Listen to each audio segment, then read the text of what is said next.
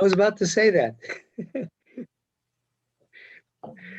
Anyway, welcome to the Netivot Shalom Shir. We're going to talk about this week's Parsha, which is Parsha Shalach. And Parsha Shalach has an amazing story about what happened in our history. And it's the story of the Meraglim, the story of the 12 spies who were sent to spy out the land of Canaan, the land of Israel. And very interesting language. First of all, normally you don't send the head of a community, the head of a state, or the head of a country to do the spying. You have other people doing the spying.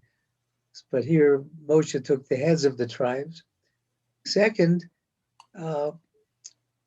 we see that they initially came back saying how great the fruits were, but then they said, oh no, we can't go there. This is a dangerous place. They've got giants there, B'nai Anakim, and it's too dangerous, and we won't be able to go there. And of course, the punishment was that B'nai Yisrael were not allowed to go into Eretz Yisrael for the next 40 years. All those over 20 died in the wilderness. Those under 20 were able to go. So those are some of the things we're going to talk about. And we always have to see what lessons do we learn today from this parsha? What do we learn for today, for how we live our life today from the Inyan HaMeraglim, as this is called, the aspect of the Meraglim. So let's see what the Netivot Shalom says about it. And I think we'll get some ideas. Oops. Oh, sorry, I can't talk to him. You want to tell him I'm in the middle of the share? Okay, so we're going to start.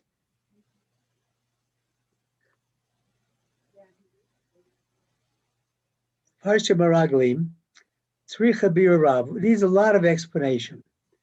So the Chura Tamua, it's a great wonder, Me'od. Kol Inyan Shabikshu LaTorah Toretz.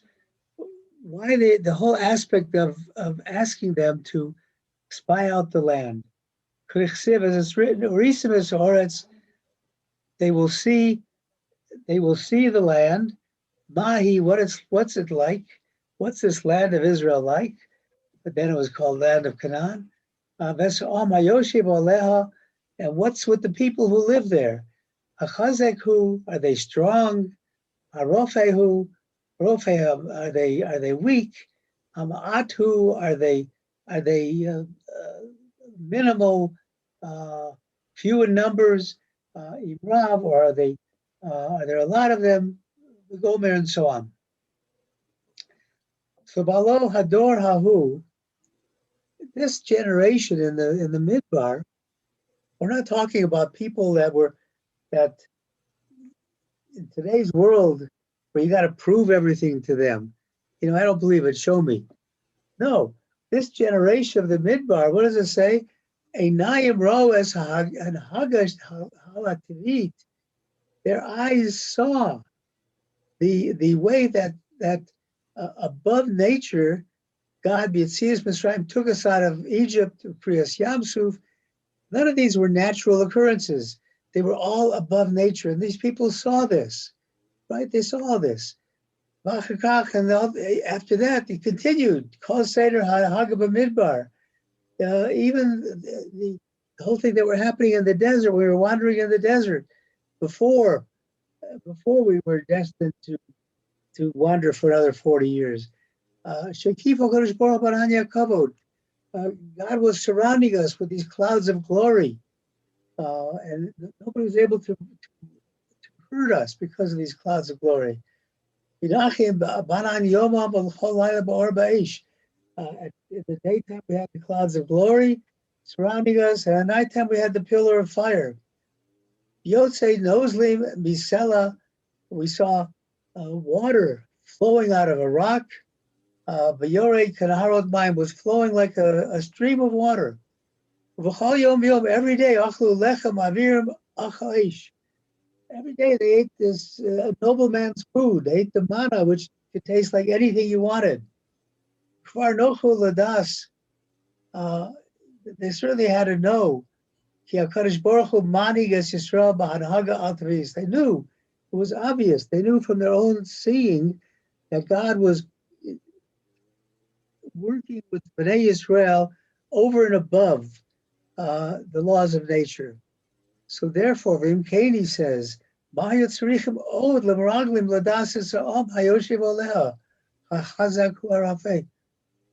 given all of that, why did these people, these spies, why did the people of Israel have to know if the people in Canaan, where they're about to conquer, were strong or weak? By nafkamina, what difference did it make? Imu chazak or rafa? What difference does it make if they're strong or weak? What difference does it make if they're strong or weak? Because everything that happens is above nature. V'im kain, and therefore, ma hayat tzrichim od l'meraglim l'dases on mayoshib oleh chazak or rafa. Says, oh, I just repeated it. Why do they need to find this out? What difference does it make if the land that they're going into is good or is bad? How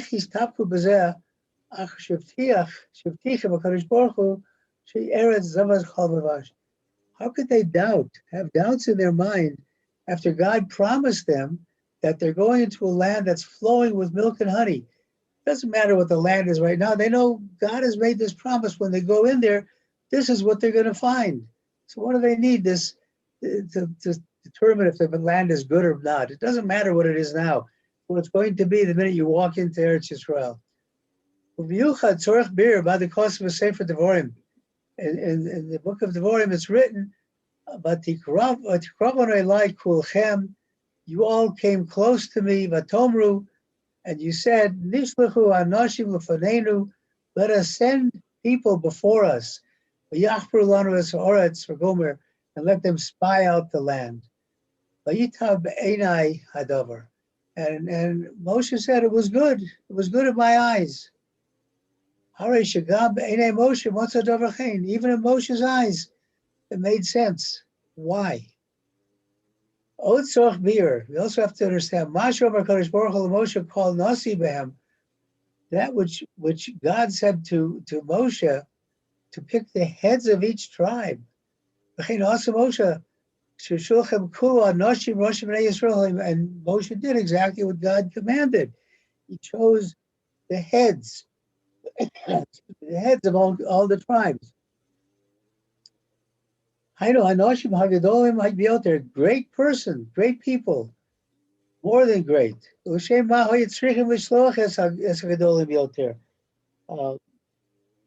you have to send such great people? It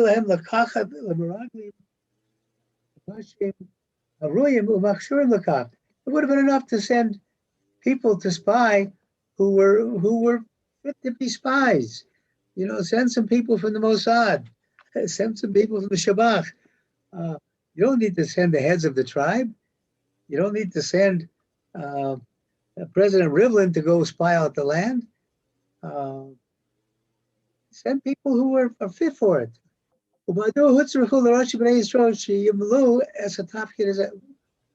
was it necessary for the children of Israel to fulfill this tafki, to do this thing of spying the land? Also, we have to understand why was this gezerah, was this decree of having to be 40 years in the desert after this, when everybody who was over the age of 20 would die out in that period of time.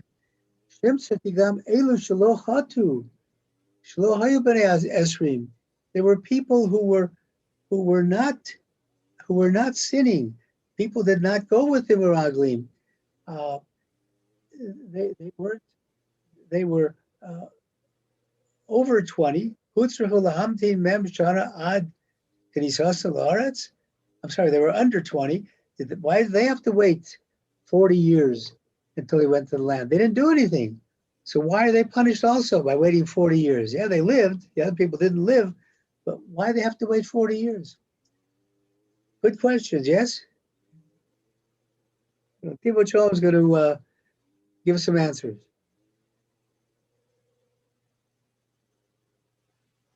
Our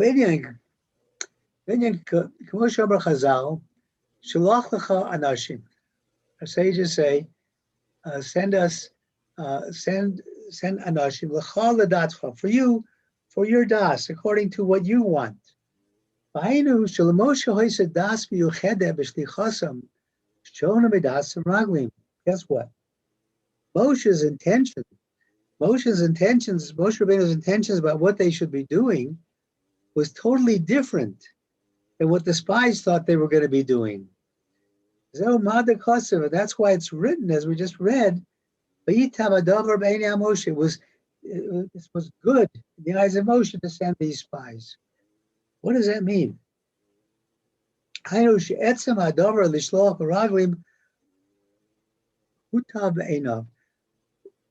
The whole aspect of sending these spies was good in the eyes of Moshe.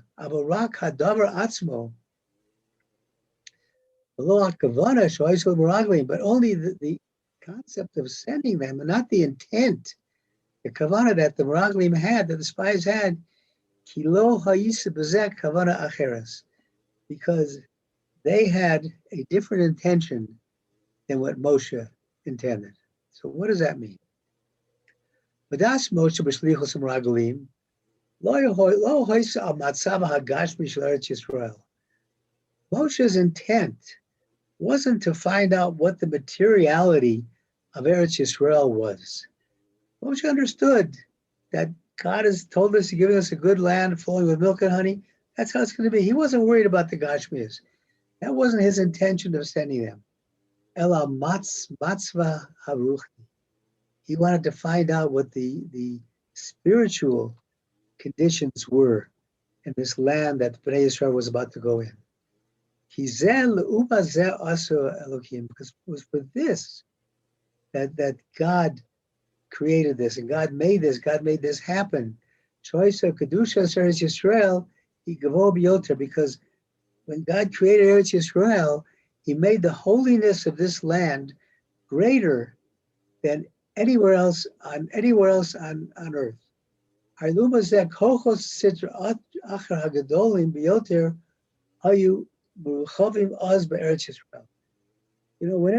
a Jew wants to do something good, the Sitra Achar, the Yetzer Hora, seems to gain strength. And perfect example is Erev Shabbos. Erev Shabbos, you're rushing around, and you're trying to get ready in time, and unfortunately, many people get into arguments with their kids, with their spouses. We're not getting ready in time. They get short-tempered. Why is that? That's the Yetzer Hora. The Yetzer Hora is trying to prevent you from doing this good thing. The same thing. Here we're about to go into this holy land. So the Sitra Achar, which is another name for the Yetzer Hora, the negative aspects, they're surrounding Eretz Yisrael. Kvod HaKosev, as we said, we learned before. Amalek Yoshev Be'eretz HaNegev. Amalek was sitting in the south. He was living in the south of Israel. He was living there. And we know who Amalek was. Amalek attacked us when we were weak in our spirituality. But Rafa Yadayim. And remember, Amalek, the gematria of Amalek is the same gematria as Safek, as doubt. Amalek wants to create doubt. So Amalek is there. Hachiti, Vayevusi, Vamori, Yoshev Bahar. These other nations lived in the mountains. Vakanani Yoshev Alayam, the Canaanites lived on the sea. Yana Yarden, by the Yarden. Call Eluhem Kochos Aklipa Gadolim. Yoter Shekivos Eretz Yisrael. All of these nations were really the address of the Sitra Achar, the address of the Yetzer Hora, the address of all that was evil that was surrounding Eretz Yisrael and taking up every corner of Eretz Yisrael before we got there. We had to send in spies in order to know Makoach haklipa sham, how powerful is this klipa? How powerful is this negativity there? Inyan da es sonecha, the aspect of know your enemy. Know your enemy, but this is the aspect not of the materiality, not in the aspect of physical fear, but the aspect of what's this enemy going to do to my ability to come closer to Hashem, the aspect of spirituality. Ladas mahu asor, to know who is your enemy. Heichim uruchazim kochos haklipa, how are these powers of negativity gathered? Umahaderach lisgaber aleim, and what do we have to do from a spiritual level to be successful over them? Zeh perush hachazak hu harafi. That's what Moshe Rabbeinu thought when they were saying, are they strong or are they weak? Not in a material sense. I know koach haklipa. What is the power of this klipa? What is the power of this sitra achar, this negativity? How strong is it? U'ma'aderech lishbor kochos ha'elah. What is the spiritual way that we can break these powers? V'chein hatovahi imra. Similarly, is the land good or bad? What does that mean? The yesh artzot shetivom legadel anoshim tovim. There are lands, there are places where the nature of those places are to raise up good people. Bale techunet hanefesh tova. People who have good intentions. But then, on the contrary, yesh artzom shetavat legadel anoshim raim. There are other places that grow bad people. Sholachem deroses eretz Yisrael, and we were sending, Moshe was sending these spies to Eretz Yisrael,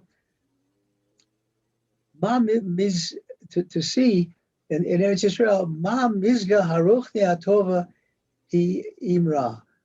What was the temperature, so to speak? What was the temperament, the spiritual temperament there? Was it good or bad? All of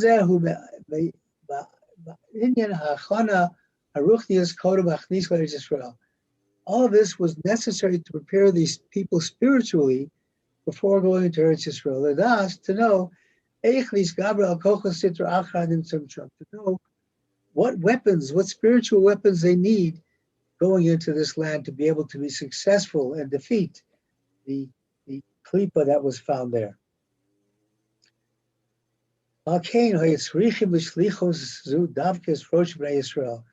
For that reason, because it was a spiritual reason, they had to send the leaders of the tribes, the leaders of Bnei Israel,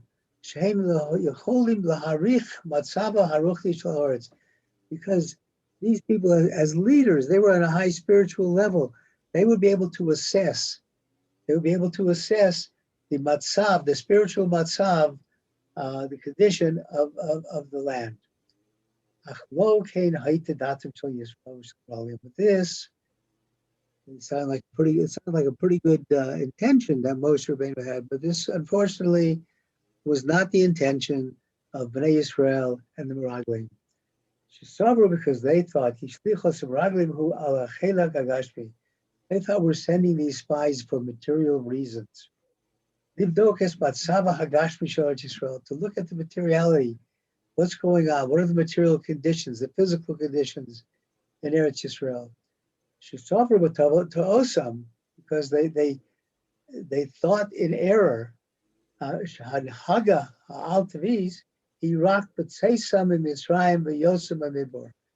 thought that this protection of God, where God did things above nature, only took place in leaving Egypt and in the Midbar.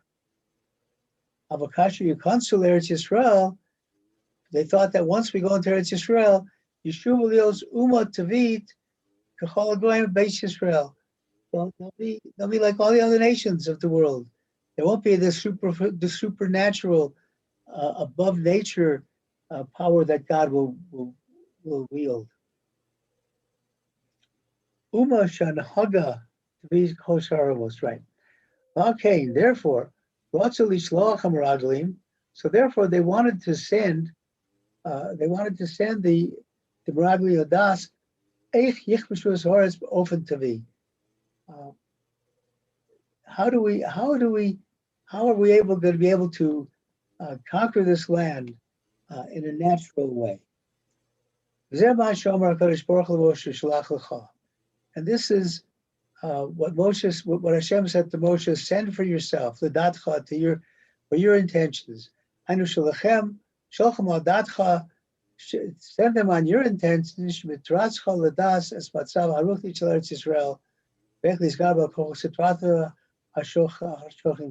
them to find out the spirituality and how we can be steadfast in our service of Hashem and overcome the people that was there.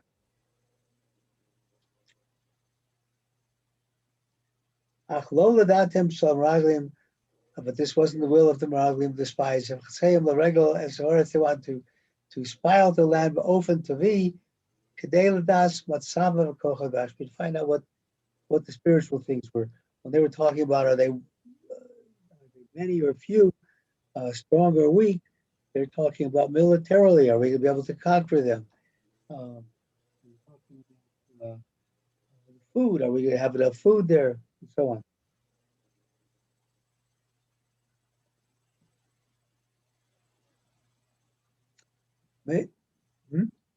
Thank you. Because of that reason, because if their intentions were wrong, this gezerah was put upon them, that they should not go into Eretz Yisrael.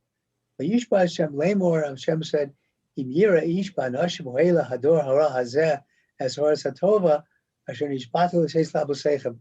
This generation, this evil generation, will not see the land they will not go to Eretz Yisrael, which I promised to your forefathers. Ein lahem hamuna, because they don't have amuna.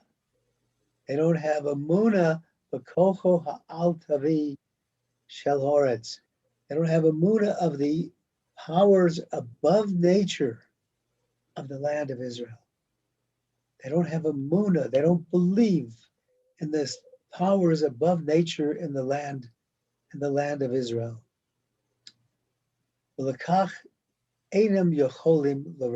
Therefore, they can't inherit it. The rak tapchem, only the children. Asher martem lavazia, the children about when they were talking about what happens if they go into this land, they said our children will be destroyed.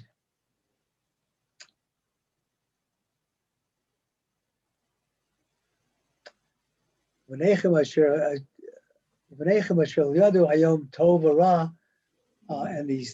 children don't know the difference between good and evil. Because they don't know the difference between good and evil, they'll go there. And to them, God says, I will give to those children who didn't know the difference between good and evil. They weren't part of this. They weren't part of this lack of amuna.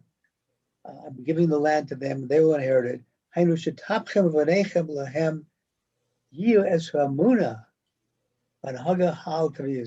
These children, your children, will have the amuna to know that God works above nature. We call amuna pshuta because of this simple amuna. Shalahem of them, yaviu el horetz Yeshua. They will come into this land and possess it. Now, there's a message for us. We get so concerned about what's going on around us, whether it's from a health standpoint, financial standpoint, a military standpoint, relations between one person and another. All of this stems from a lack of amuna pshuta, simple amuna. If you have simple amuna that God is running everything, even though you can't understand it, you don't understand what's happening, you don't know why it's happening. But if you have that simple amuna that lets you know that God is in fact has not abandoned us, not on vacation.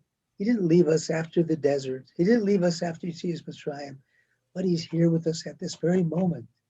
That amuna that the Meraglim didn't have. If we have that amuna, that'll get us ready situation. And that's an important lesson that we learn from this Torah. Arnu, and with this we can explain Madakos Alam Meraglim, what's written in Tilm about the spies. Yamasu Eretz Chemda.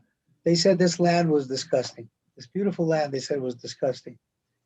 Shlachura Hari Lo Masu Eretz Yisrael Atzma. Not that they were saying the land was disgusting, but Rabbi Od Amru B'Anu El Horetz, because they said what they say first. We came to the land, where you sent us. Yes, the land was truly flowing with milk and honey. Rak near Tao Me'a'am Hayoshiv. They were worried about the people that were living there. This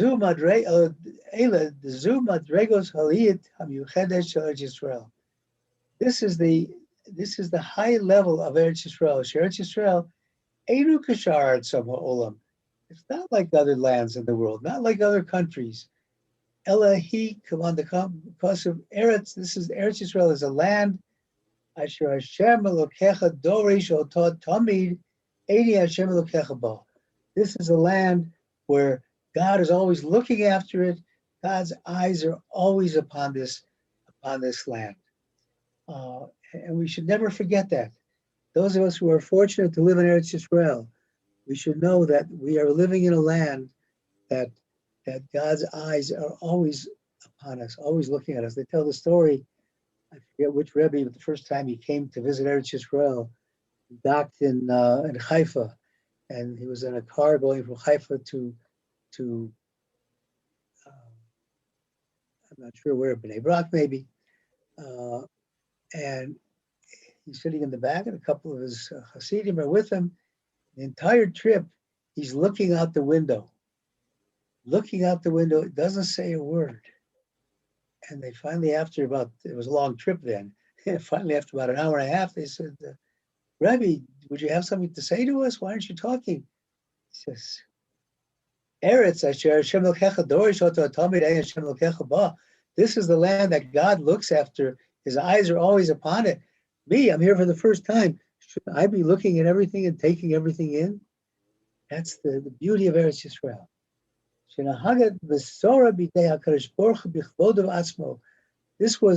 is solely in the hands of God. God takes upon himself to run everything in this country. L'mala mikol seder v'teva, over and above what you would normally expect. And we see that in Eretz Yisrael. Living in Eretz Yisrael, you don't get bored because you never know what's going to happen from one day to the next. All right, you might think that, well, according to logic, this is going to happen. No, logic doesn't work with Eretz Yisrael. Reminds me of another story. I'm sorry that I digress with stories, but the story of a Jew who was attending West Point and was attending a class where the general was telling about all the miraculous battles of the world, teach these people all these battles and how to fight, how to become soldiers. And he, after the class is about almost over, the soldier raises his hand. He says, General, I have a question. What is it? He says, you mentioned all these battles, but you didn't mention the battles that took place in Israel in our modern day. General says, see me after in my office. He goes up to the office, he says, General, why didn't you talk about Israel? He says, because this is a class in military tactics. I don't give a class in miracles. And that's what Eretz Yisrael is. We're a land of miracles. And going on, he says, they were parts of a Yumasu Eretz Chemda. And they said, what it says, they spoke despairingly about this great land. Meraglim lo haminu banhaga hatavish Israel. They didn't believe that with the Munah that God is above nature. God runs things above nature in Israel. That is the worst kind of denial of the holiness of Eretz Yisrael. Ki HaKedusha Halit HaMiyuchedet Shel Eretz Yisrael Hi Masha Ein Eretz Ruchniot V'Hagad L'Mal Min HaTeva. The holiness comes from the spirituality that is above nature. V'Heim also Eretz Chemda Shesavru Ki Eretz Yisrael Hi Eretz V'Chol K'Chol HaRatzos V'Hagos V'Hagos V'Velos Bofen Tvi. Their mistake was thinking that Eretz Yisrael is like no other land. And, you know, what we have lots of people who now think that, you know, well, we should be no different than any other land. It's not true. God created us different. God runs us differently. God gave the Jews in Eretz Yisrael a job, gave us a job to be the light of the world, to bring light to the nations of the world. We're not like any other country. We should be proud of that. But the Meraglim, unfortunately, did not see that. They were worried about the people who were living in Canaan. It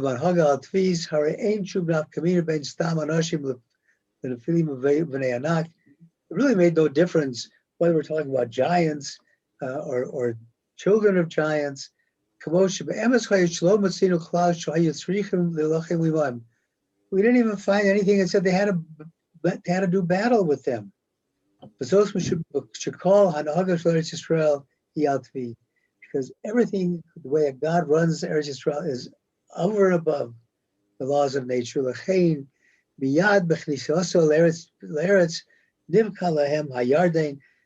the minute they went into Eretz Yisrael, the Jordan River split. That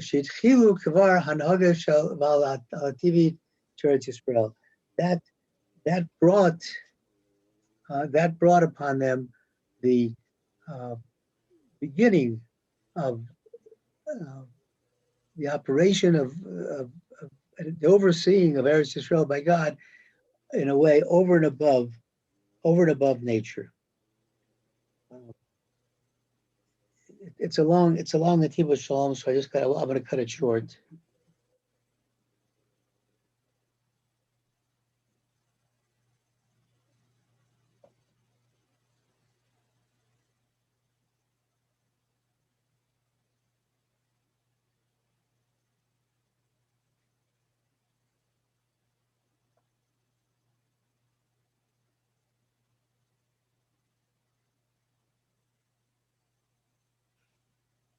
I'm going to close with one more paragraph on the next page.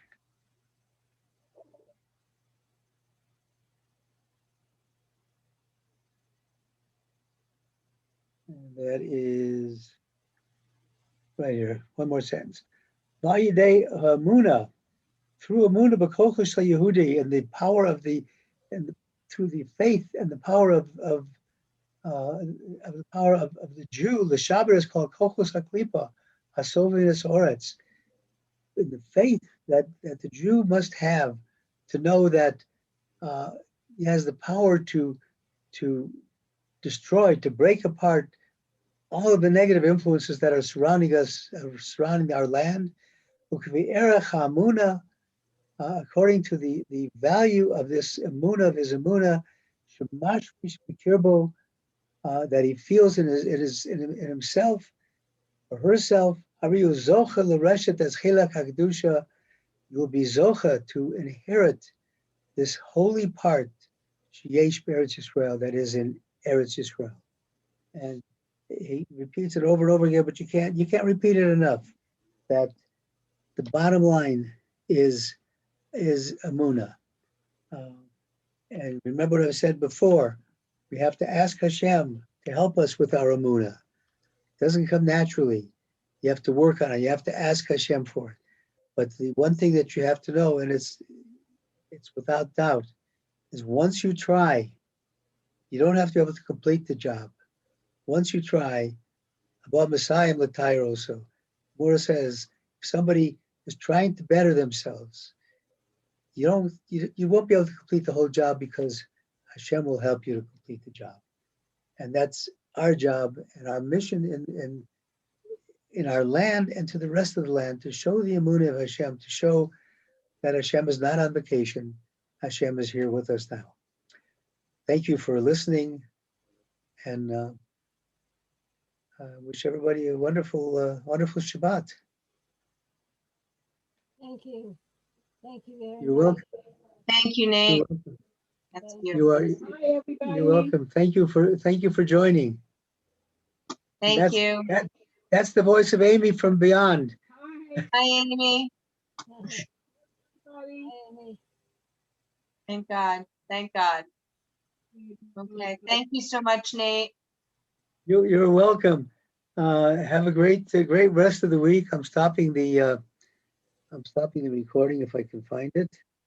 Okay.